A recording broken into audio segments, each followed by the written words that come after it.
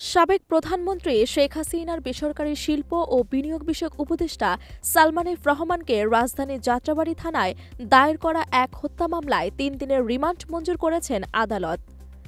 ঢাকার metropolitan magistrate Mohammad Saifuzzaman এই আদেশ দেন। মামলার তদন্ত কর্মকর্তা আদালতে সালমান এফ রহমানের ৭ দিনের রিমান্ড আবেদন করেন। শুনানি শেষে বিচারক ৩ দিনের রিমান্ড মঞ্জুর করেন। এর আগে তাকে আদালতে হাজির করে মামলার তদন্ত কর্মকর্তা যাত্রাবাড়ী থানার উপপরিদর্শক মুজাহিদুল ইসলাম তাকে ৭ দিনের রিমান্ড চেয়ে আবেদন করেন। রাষ্ট্রপক্ষের মহানগর দায়রা জজ আদালতের পাবলিক প্রসিকিউটর ওমর ফারুক ফারুকী রিমান্ডের পক্ষে শুনানি করেন।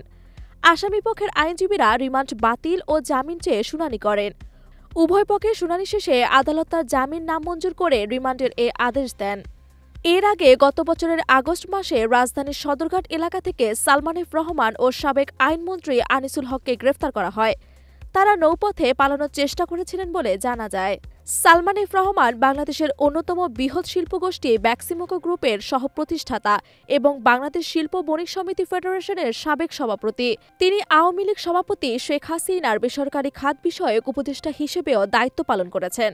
আদালতের এই রিমান্ড আদেশের ফলে সালমান এফ রহমানকে আইনশৃঙ্খলা বাহিনীর হেফাজতে নিয়ে জিজ্ঞাসাবাদ করা হবে। তদন্তের স্বার্থে এই রিমান্ড মঞ্জুর করা হয়েছে বলে জানা গেছে।